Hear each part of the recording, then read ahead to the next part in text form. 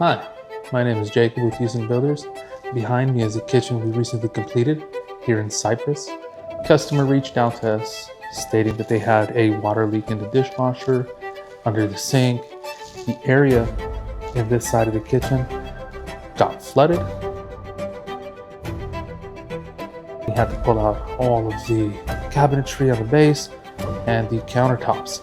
What we ended up doing was rebuilding the cabinets from scratch, custom, to match the existing cabinetry that they have in the kitchen.